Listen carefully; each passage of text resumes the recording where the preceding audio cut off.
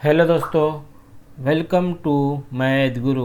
NIS DElEd के लिए एक अच्छी खबर है कि बीपीएससी टीआरई 1.0 में जिस एनआईएस डीएलएड अभ्यर्थियों का रिजल्ट को रोका गया था उनका जो है अब रिजल्ट प्रकाशित कर दिया जाएगा और 10/2/2025 से जो है उनको काउंसलिंग का भी डेट मिल चुका है। डेट यहाँ पे साफ साफ लिखा हुआ, सभी योग्य अभ्यर्थी को सूचित किया जाता है कि दिनांक 10/2/25 को समय 10 पूर्वा बजे डॉक्टर मदन मोहन झा स्मृति सभागार, शिक्षा विभाग, न्यू सचिवालय, विभाग भवन, बेली रोड, पटना में समस्त निम्न दस्तावेज के साथ उपलब्ध होना सुनिश्चित करें।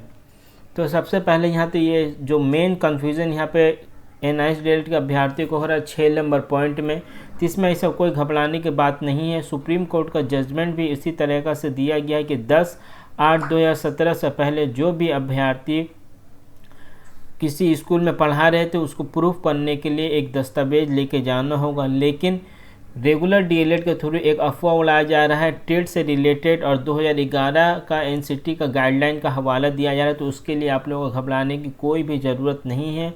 सिर्फ आप लोग कोई भी एक ऐसा डॉक्यूमेंट जो ये प्रूव कर सके कि आप 10 अगस्त 2017 से किसी स्कूल में पढ़ा रहे थे वो इनफ है आपके लिए।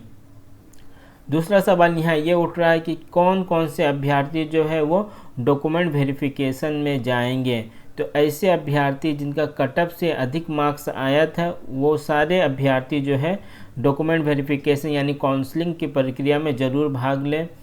तीसरा सवाल ये उठ रहा है कि बीपीएससी टीआरई 1.0 का जो नोटिस दे दिया गया है, लेकिन बीपीएससी टीआरई 2.0 का क्या होगा, या अन्य राज्य जैसे कि वेस्ट बंगाल के ऑनगोइंग भर्ती अभ्यर्थियों को क्या होगा, उसके अलावा केवीएस के अभ्यर्थियों को क्या होगा। तो कई सारे सवालिया निशान अभी भी एनआईएस डीएलएड के ऑनगोइंग भर्ती प्रक्रिया में लगा हुआ है।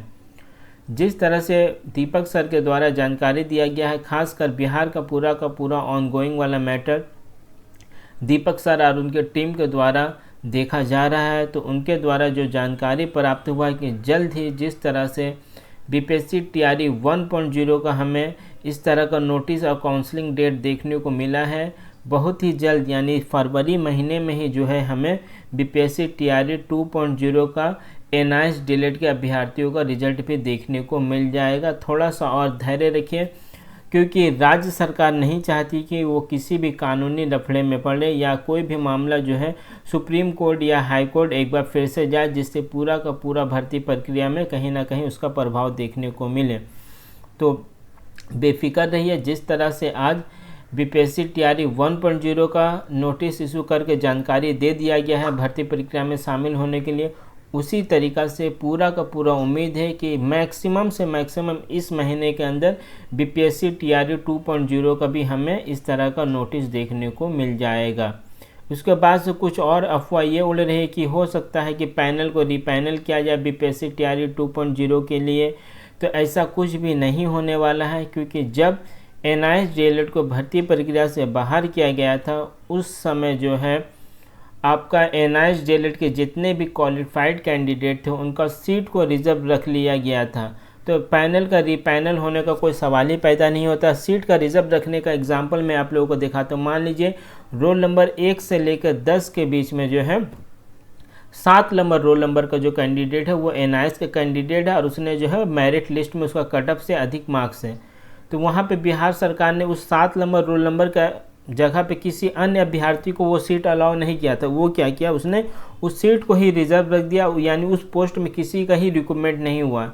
और उस समय भी बिहार सरकार को भी शायद इस बात का अंदेशा था कि आने वाले कल में एनआईएस डीएलएड एक बार फिर से वैलिड हो जाएगा, तो अब वो जो 7 नंबर सीट खाली रह गया था उसी में ही एनआईएस को दोबारा से ज्वाइनिंग दे दिया जाएगा। परेशानी कब होती, जहाँ पर ये वेस्ट बंगाल के सरकार ने जो काम किया है वो बहुत ही परेशानी भरा काम कर दिया। जैसे एनआईएस डीएलएड के कैंडिडेट मान लीजिए बंगाल में जो है रोल नंबर 7 जो है वो क्वालिफाई कर चुका है, और जैसे ही सुप्रीम कोर्ट का जजमेंट आता है बंगाल सरकार ने क्या किया, वो 7 नंबर रोल नंबर के जो कैंडिडेट एनआईएस को था उसके जगह में दूसरे कैंडिडेट को ज्वाइनिंग दे दिया। तो मामला वेस्ट बंगाल में फंसता हुआ काफ़ी ज़्यादा दिख रहा है। बिहार में तो सीट रिजर्व रखा गया था। तो आपको या केवीएस में भी इसी तरीक़ा से मुझे जहाँ तक जानकारी है आपका सीट को रिज़र्व रख दिया गया, वहाँ पर किसी अन्य कैंडिडेट को अगर ज्वाइनिंग लेटर दे दिया जाता तब परेशानी काफ़ी ज़्यादा हमें देखने को मिलता। लेकिन क्योंकि वो सीट रिजर्व है, उस सीट को उसी तरीक़ा से जो स्थिति में पहले था उसी स्थिति में रखा गया, तो वहाँ पे एनआईएस डीएलएड को डायरेक्ट जो है ज्वाइनिंग मिल जाएगा। तो यहाँ पर कोई भी परेशानी हमें देखने को नहीं मिलेगा बीपीएससी टीआरई 2.0 में। तो जो री पैनल का एक अफवाह उड़ाया जा रहा है, किसके द्वारा उड़ाया जा रहा है मुझे पता नहीं है, लेकिन वो पूरी तरीक़ा से गलत बात है। बात करूँ मैं अब केवीएस का तो केवीएस का आप लोगों को हाल ही में मैंने एक वीडियो के माध्यम से जानकारी दिया कि दिल्ली हाई कोर्ट में जो है केवीएस से रिलेटेड एक मामला का सुनवाई हुआ, जिसका हेयरिंग जो है अब मई महीना में जो है लिस्टेड है। हालांकि एक लंबा समय हेयरिंग के लिए दे दिया गया है, लेकिन उम्मीद है कि उसको अर्जेंसी के थ्रू जो है जल्द से जल्द सुनवाई करा के केवीएस के में भी एनआईएस डीएलएड के अभ्यर्थियों का ज्वाइनिंग हमें देखने को मिले, क्योंकि केवीएस ने भी एनआईएस डीएलएड के अभ्यर्थियों को सीट को रिजर्व करके रखा हो। एनआईएस डीएलएड का सीट को किसी अन्य अभ्यर्थी को नहीं दिया है। तो केवीएस में हो सकता है कोई कानूनी दावपेच या सर्विस रूल का वजह से प्रॉब्लम फंस रहा है, लेकिन आज नहीं तो कल केवीएस में भी एनआईएस डीएलएड अभ्यर्थियों का ज्वाइनिंग हो जाएगा।